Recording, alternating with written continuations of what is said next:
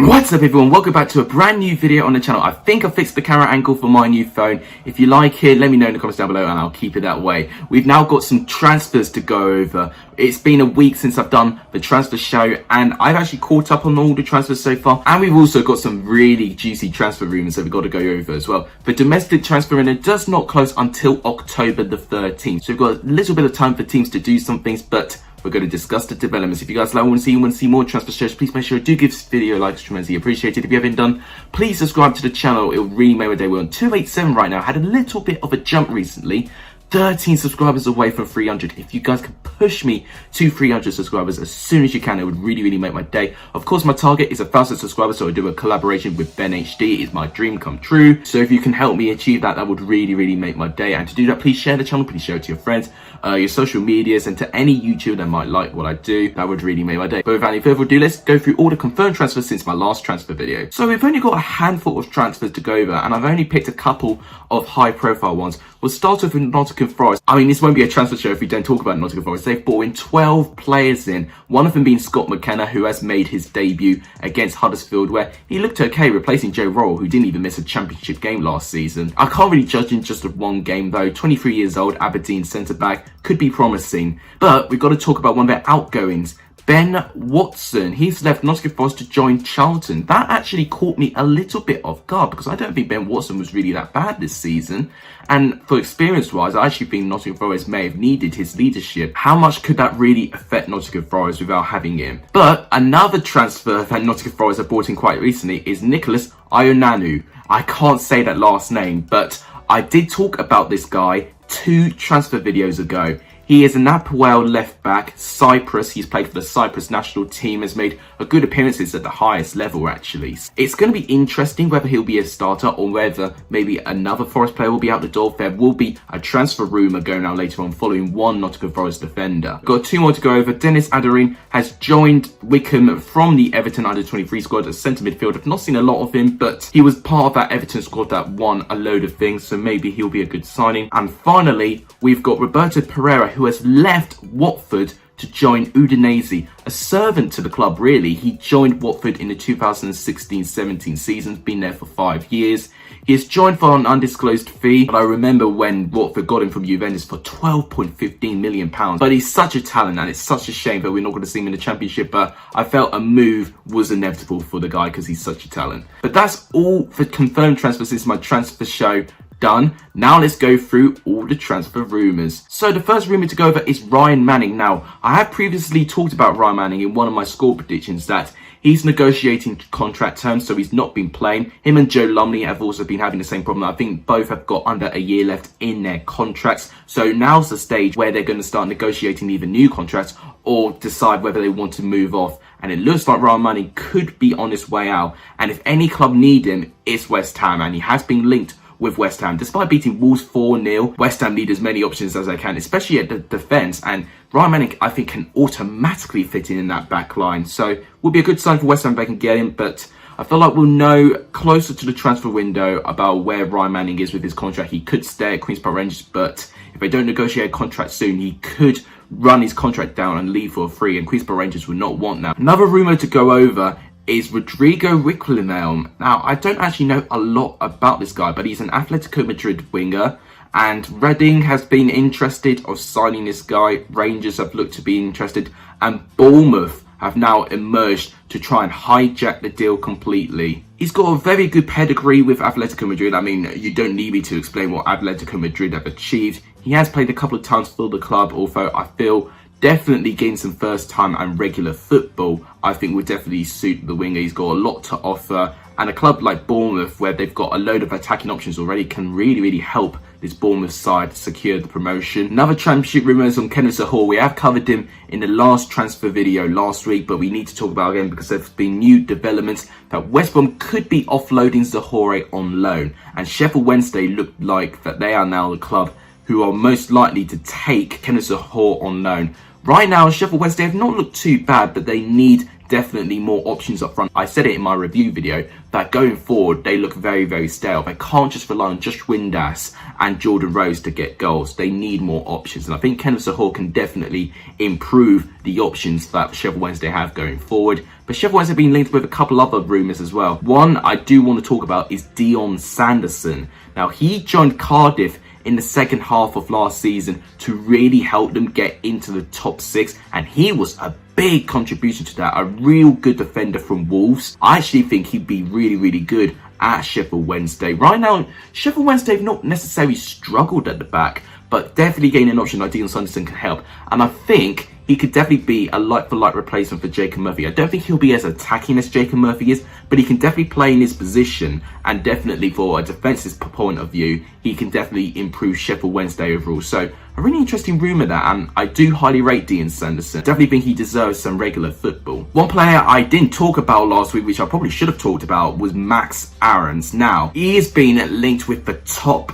clubs. He had a breakout season with Norwich despite them getting relegated from the Premier League. He was one for shining prospects, and we'll go over some other shining prospects that look like they could be moving away as well. But Max Aarons has still played for Norwich, having a sort of maturity about him, and he has definitely been probably Norwich's best player in the Championship so far, especially defensively, but going forward as well. He's so threatening, he's so pacey, and he's strong on the ball as well. Barcelona did have a bid rejected by Norwich, which was a £20 million bid, but it looks like Bayern Munich have now entered the race to try and get Max Aarons, which I think is quite intriguing, especially with the options I have. Is he going to step in for Kimmich, or is he going to be a second choice right back behind Kimmich, or is Kimmich going to be more an essential defensive midfielder option now? You know, Hansi Flick can do literally anything with that Bayern squad. They've got options all around the field, despite losing 4-1 to Hoffenheim and their unbeaten streak ending. Bayern Munich have got a ridiculous squad, and if they get Max Aarons in, whilst with the addition of Leroy Sané down the wing as well, their squad is going to be unstoppable at this rate. I don't think I could see this deal happening. Some huge breakthrough in the deal will have to take place for me for that deal to happen, but it's a very interesting rumour. Another player we need to talk about on the transfer show is Karlan Grant. Who knows if he's going to be a Huddersfield player at the end of this transfer window, but I've been hearing Huddersfield want around 16 to 18 million for Karlan Grant. And apparently there have been more developing talks going on for West Brom. I did say the clubs were in an impasse, which means they can't deal with the deals that they've offered. I've been hearing developments that they might try and do a £5 million loan fee, but then 13 million plus add-ons in the summer if West Brom survive in the Premier League. It's an interesting deal that could be taking place, but if Huddersfield don't agree with it, I don't think the deal will take place, and it's going to be interesting to see if Karlan Grant can get the motivation to play for Huddersfield again. Another Norwich player that has been linked away is Ben Godfrey. It looks like Fulham are interested in Ben Godfrey. I mean, seeing their really dire performance against Aston Villa yesterday, Dennis Adoy, Tim Ream, Brian LeMarchand, all four of them were embarrassing at the back. They definitely need some defensive options. I feel like they need 2 to 3 before the transfer window ends personally, and some definitely improving quality. Things about Ben Godfrey, yes, he's good in the Championship, but would he naturally improve Fulham, who are fighting in the Premiership? He is part of a defensive line that did get Norwich relegated last season. Ben Godfrey is also on Everton's radar, following that Everton are not likely to get Chelsea's Fikayo Tomori anymore. I think Tomori will stay at Chelsea now. I think the loan deal has been broken down. Ben Godfrey has signed a new deal though at Carrow Road last summer, and he has got 3 years left. So for me, it'll be a bit unlikely to see Ben Godfrey leave unless a big money move comes in. But Fulham, I don't think they will even benefit if they get Ben Godfrey in. I think their defensive problems is just so spectacular, but I don't think one player is going to fix it. Continuing on to Norwich, we've got to talk about Todd Cantwell and Emi Buendia now. The thing is with those two players right now, Daniel Farke has very openly expressed his concern with their mentality. I mean, I don't want to go into too many details of what he said because I don't know if I should trust the reports that I have seen, but right now there has been some tension going on between Buendia and Cantwell especially, because Cantwell has not even assisted a goal in 40 games and he's not scored a goal in such a while. I can't even remember the last goal he scored. And I'm just making a comparison with Max Aarons. Of course, we've received a £20 million bid from Barcelona rejected. He moved on from it and was a complete professional and was fantastic when Norwich played against Preston, which was a matter of days after he received that bid.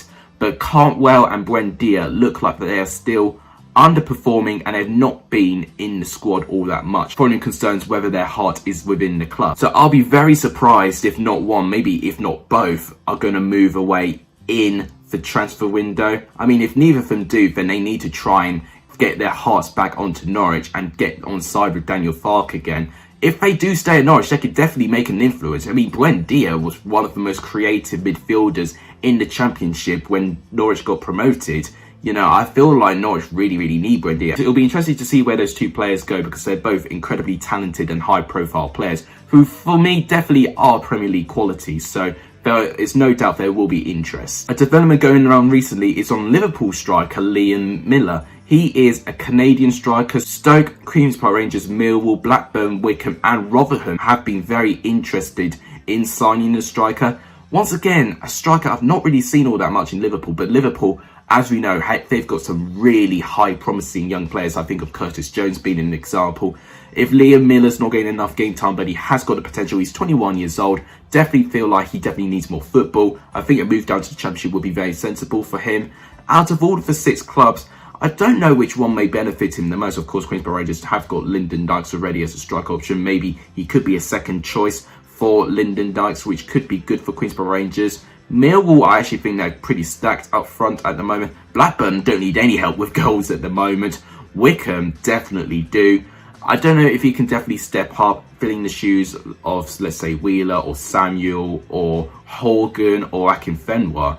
I don't think this sort of quality is going to be really fair on him. And Rotherham as well, he could step up for the likes of Ladapo and give him a little bit of competition. So I don't know. I don't know which one of those 6 clubs will suit him the most, but definitely I feel like a move to the Championship is needed for him. Now we go to the Nottingham Forest defender that I was going to talk about on the transfer rumour is Tobias Figueiredo. Now Figueiredo has played a little bit for Forest, but he's not played every single game. Right now, apparently, according to reports, he wants to return to Portugal, but from non-football related decisions. It could be something family related, it could be absolutely anything. So Figueiredo sounds like, according to some reports, that he does want to move away from Forest.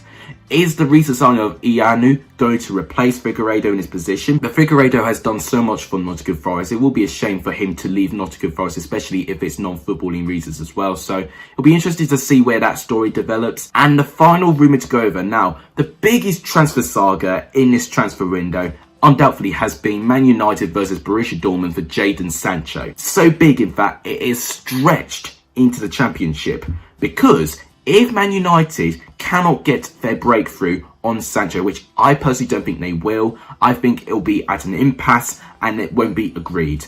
I think now they'll go to Ismaila Sarr of Watford. He got 5 goals and 6 assists for Watford in the Premier League in the 2019-2020 season.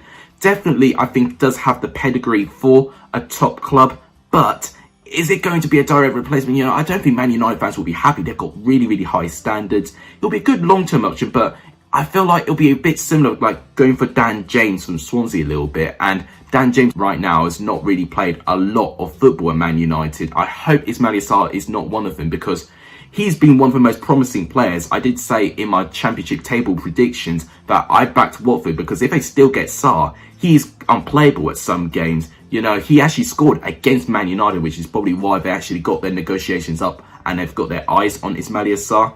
If he does leave Watford, it will be a shame, especially as he's now returned from injury and he's actually now playing for Watford. But if Man United get a bid that Watford can't turn down, they're definitely going to have to let him go. But it'll be such a shame for Watford, because I feel like he was definitely a great player last game against Luton Town. But that's all the Championship transfers and the transfer rumours for this week. If I've missed any out, let me know in the comments down below and I'll cover it in the next transfer show. We've not got many of these left actually. Once the transfer window ends, I'll do a transfer grade and grading all Championship clubs transfers. So if you're excited to see that, please make sure you do give this video a like. It's tremendously appreciated. If you haven't done, please subscribe to the channel. It would really make my day. 287. Let's push for 300 as soon as we can. Of course, 1000, I do a collab with BenHD. If you really want to see that, please share the channel and please help me to get that collab as soon as we can, because neither Ben and I are going to be doing YouTube forever. So I definitely want to try and do the collab before I think of leaving it. So that would really make my day. But that wraps it up. Thank you guys so much for watching. You guys are legendary if you're studying this video. And as always, take care, guys.